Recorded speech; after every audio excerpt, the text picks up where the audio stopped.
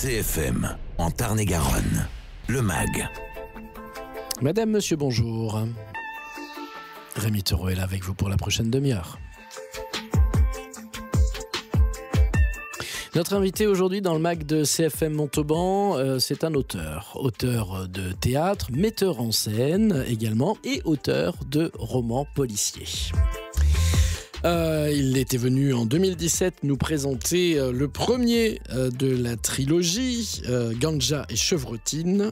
Anek, c'était en 2020 et aujourd'hui, il vient nous présenter les troisièmes aventures de Basile Campeador. Le commissaire Montalbanais va enquêter du côté de Cajar.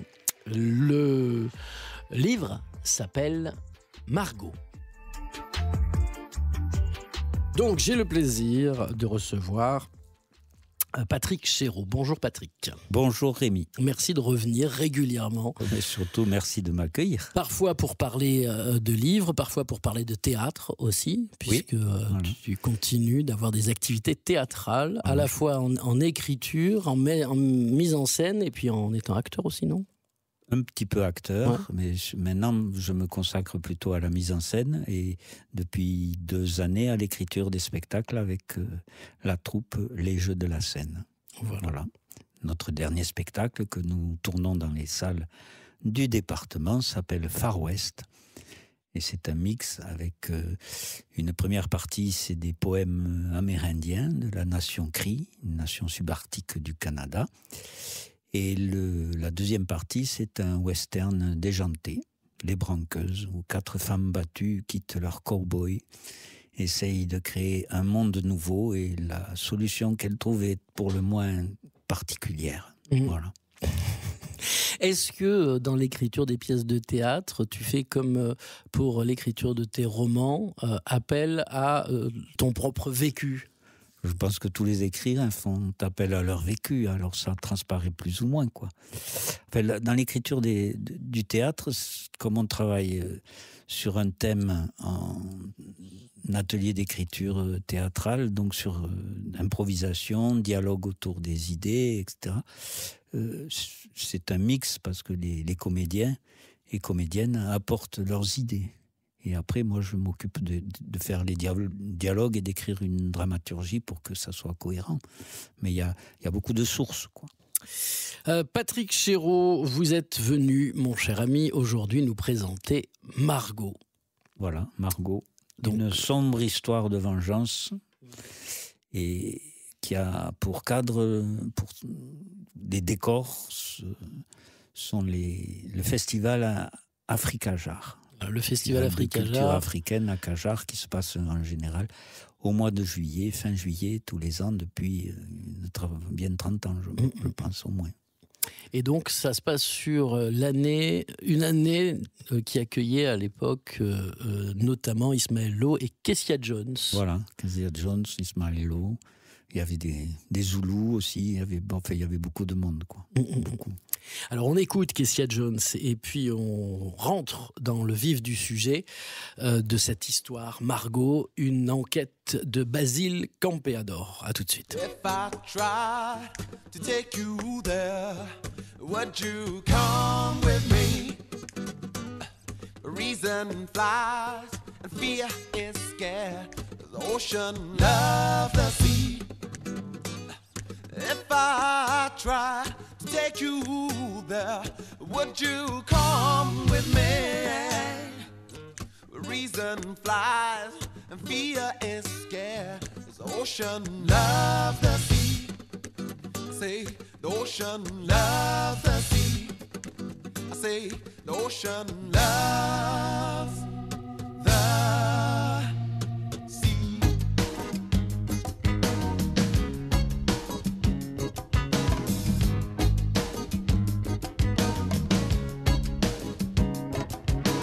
Rhythm is love. Hey, heaven. It's just another word for the feeling called musical. Hey, yeah. Hey, yeah, ooh. Whoa, whoa, whoa. Color is lost sexual things we do. In my mind, I trust you to make them all colorful. Hey, yeah. Hey, yeah, ooh. Whoa, whoa, whoa. I like to put you in such a romance. Take you down to Paris, France. Leave the cafes and the bars. Walk the wintry boulevards. Hey, yeah. Hey, yeah, ooh. Whoa, whoa, whoa. Is that a smile I see? Huh. Maybe you're not even looking at me. If you smile for no reason, the season is lost. People love is the rhythm. The rhythm is love. Baby, rhythm is love. Baby, rhythm is love. Baby, rhythm is love, baby. I'd like to put you in such a romance. Take you down to Paris, France. Leave the cafes and the bars. Walk the wintry boulevards. Hey, yeah. Hey, yeah, ooh. Whoa, whoa, whoa. Rhythm is love. Baby, y'all. Rhythm is love. Baby. Rhythm is love. Baby, y'all. Rhythm is love, baby. Coming at you like this. Yeah.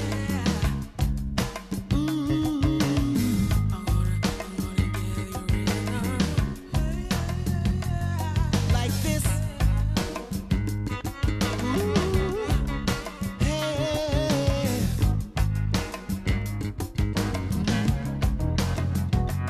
Rhythm is love, baby. Rhythm is love, baby. Rhythm is love, baby. Ooh. Rhythm is love, baby. Rhythm is love, baby. Rhythm is love, baby. I like to put you in such a romance. Take you down to Paris, France. Leave the cafes and the bars. Walk the wintry boulevards. Vous êtes bien sur CFM, le mag du Tarn-et-Garonne, consacré pour les prochaines minutes à Patrick Chéreau, auteur de Margot, une enquête de Basile Campéador. Donc, troisième roman pour toi, Patrick Chéreau. Oui, troisième roman policier. Ouais. Qui te met en scène de deux façons différentes, dans deux personnages différents. Alors je dévoile rien, c'est dès le début, hein, c'est dans les premières pages. Tout vient d'un dentiste qui va faire des soins à un retraité qui est dans une maison de retraite dans un petit village du Lot. Et la personne qu'il soigne va avoir des remords, en fait. Voilà. C'est ça. Oui, hein. Voilà. Ouais. Et ce jeune dentiste est surpris, quoi. Et voilà, et apprend quelque chose de terrifiant qui concerne un secret de famille, finalement. Parce qu'il n'a jamais su ce qui s'était passé à une certaine époque. Voilà. Et donc ça va lancer cette histoire-là va lancer une série de meurtres. Hein. Une hécatombe chez des nonagénaires. Ouais. Et donc, du coin. Parce que, évidemment, c'est une histoire de vengeance, de quelque chose qui s'est passé pendant la guerre, puisque ça s'ouvre pendant la guerre 39-45, sur les causes du Quercy, là-bas, dans le Lot aride, que tu décris si bien. Donc, il y a ce dentiste, et puis il y a aussi ce trésorier du festival Africajar. Bon, là, c'était toi aussi. Oui, à l'époque, oui, j'ai été trésorier pendant quelques années. C'était une charge très, très lourde, mais ça a été très valorisant. C'était une belle aventure. Voilà, avec tous les bénévoles. Et puis, et c'est marrant parce que je me rappelle de toi à cette époque-là où moi je venais comme journaliste CFM faire des reportages à l'époque. Et je me rappelle de toi exactement comme tu te décris dans ce roman, c'est-à-dire ton chapeau à large bord noir sur la tête, allant te baigner dans le Lot, parce que c'est là que ça se passe aussi chaque jour, en sortant de ton camping-car qui servait à la fois de loge, de deuxième maison, de coffre-fort et tout ça. Oui, je recueillais dans ce camping-car toutes les recettes de la journée. Ça faisait des fois des très grosses sommes qu'il fallait amener le lendemain matin avec Louis dans un sac à dos, pisté de loin par les gendarmes. Parce que moi j'ai transporté jusqu'à 60 000 euros en espèces dans ce sac à dos. Donc c'était une grosse responsabilité. Bon, ça se passe cette année-là. Oui. Ça se passe Ça se passe cette année-là, plus des souvenirs qui se greffent de plusieurs années. En tout cas, sur le festival Africa Jar. Donc il va y avoir ce bénévole qui va être retrouvé mort flottant dans le Lot, un poignard dans le dos. Ça c'est le premier qu'on va retrouver de cette manière-là. Et ce qui va faire qu'on va aller chercher le fameux Basile Campeador. Basile Campeador. Oui, parce que en ce moment, maintenant et à cette époque-là, les services de police étaient vraiment submergés de travail dans le Lot, donc il y avait des fichiers S qu'il fallait surveiller, etc. Il y avait des problèmes particuliers. Il y avait le Tour de France qui allait passer 2 jours après. Enfin, c'était vraiment une catastrophe. Et donc il y avait personne pour assumer cette enquête, ce travail. Donc le parquet du Lot a fait appel à la police nationale montalbanaise qui était plus au calme. Voilà. Donc Basile s'est fait des vacances un peu à Cajar. Oui. Alors je ne sais pas si dans la vraie réalité, le commissaire de Montauban accepterait de dormir sur un lit de camp dans la gendarmerie désaffectée de Cajar. Mais après, l'écrivain s'affranchit de la réalité parce que sinon elle est un peu, elle est pas romanesque. Hein. Si on se contente de décrire ce qui se passe dans un commissariat, c'est pas très joyeux, quoi. C'est très très très noir, très sombre, et il faut d'autres talents pour écrire ça. Moi, j'écris plutôt sur un ton léger, un peu décalé, donc je m'affranchis de la réalité administrative, quoi. Après, j'ai appris ce mot-là il y a pas très longtemps, donc je suis très fier de le placer. C'est un mot que j'ai appris en lisant dans des revues spécialisées. C'est un mot c'est Hitchcock qui, le premier, l'a employé. C'est un mot anglais. Il n'y a pas vraiment de mot français pour traduire ça. C'est understatement, c'est-à-dire que ça qualifie les œuvres de cinéma ou de théâtre ou d'écriture qui traitent des choses sordides et très sombres, mais sur un ton décalé, un ton léger. Voilà. Allez, understatement. On écoute Déserte Rebelle et ça a à voir avec le roman que vient nous présenter aujourd'hui Patrick Chéreau.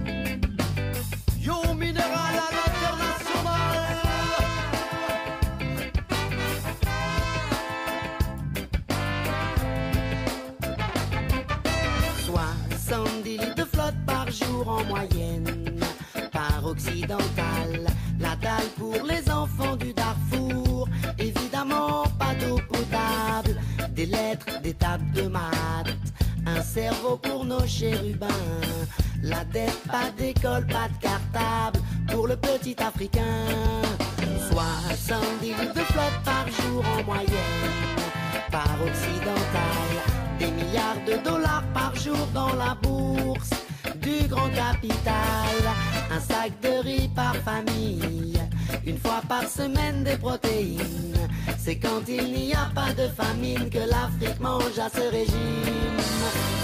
70 litres de flotte par jour en moyenne, par occidentale, l'hôpital du travail tous les jours, une sécurité sociale, 3 boulots mal payés, la marmaille à faire manger, un docteur pour 3 villages, le HIV qui se propage.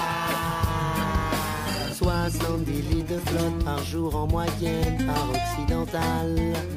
Pendant que tous les jours le tiers-monde attend son casse-dalle, l'être humain préfère à l'amour un gros tas d'argent sale.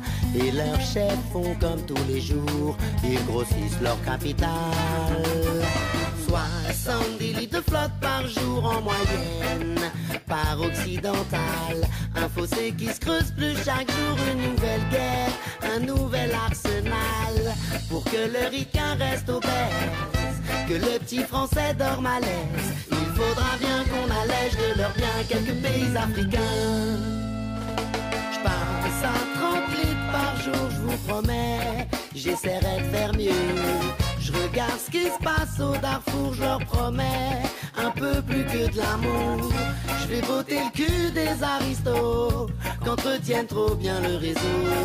Africains comme occidentaux sont les victimes de ces bourreaux. Je passe à 30 litres par jour, je vous promets, j'essaierai de faire mieux. Par chez vous, j'irai faire un tour pour vous comprendre un peu mieux. Entre nous, il y aura de l'amour, du pardon et des adieux. Mais pour ça, il faudra qu'un jour ensemble on mette dehors ces mafieux.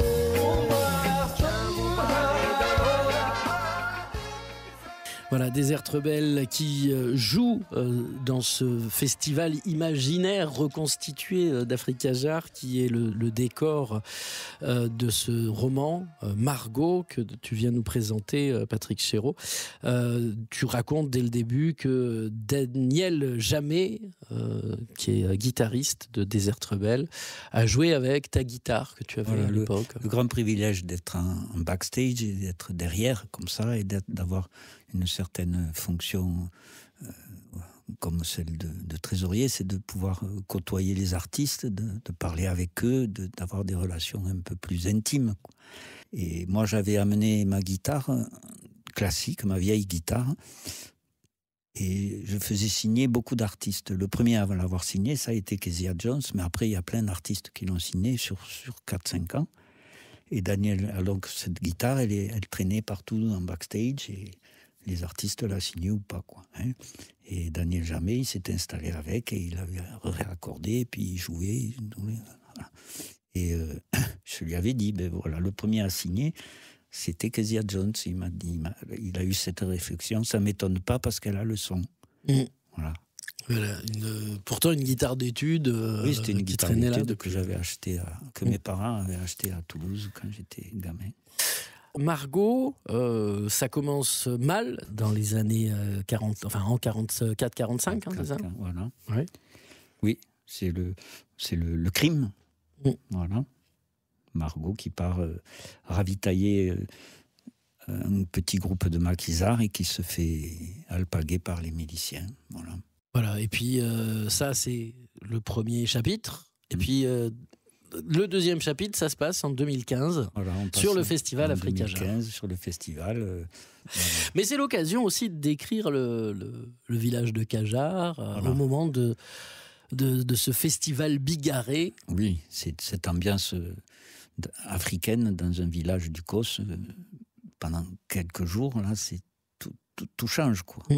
À un moment, je le mets, il n'y a plus que des notes noires sur la portée, quoi. On voit quelques blanches par-ci, par-là, hein, mais tout est noir, toute la musique est noire, la culture est noire, le marché est noir, le cinéma, la littérature. Voilà. Margot, une enquête du commissaire Campeador, Basile Campeador, sera sur une des tables à Nègrepelisse, voilà, dimanche prochain, dimanche 5 mars.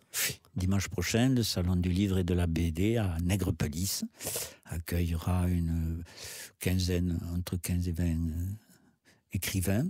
Sa 19e édition. Donc, Salon du Livre et de la BD, de 9h à 18h, dimanche 5 mars à Nègrepelisse, salle des fêtes, place nationale. Voilà. C'est ça. Avec comme invité d'honneur Michel Rosenzweig, qui est écrivaine d'origine alsacienne et qui est venue s'installer à Albiaz depuis un bon moment, qui est conteuse, peintre, écrivaine. Elle écrit des nouvelles, un roman autobiographique. Enfin, elle écrit de la poésie. Elle est très éclectique. Et bien sûr, tu seras là pour signer Margot. Et pas que, il y aura aussi Annek et Ganja et Chevrotine, ou il en reste plus? Si, il en reste. Hein. Oui. Ganja et Chevrotine, ça a été une belle c'était bien. Mais ça se vend toujours, je le vends toujours. C'est celui que je vends le plus. Ah bon? Oui. D'accord. Ça reste quand même bel. Dans les salons, quand on arrive avec plusieurs romans et puis que c'est le même personnage, les lecteurs qui accrochent ont tendance à prendre le premier et diront « je vous prendrai l'autre la prochaine fois ». C'est rare sont ceux qui prennent tout le lot.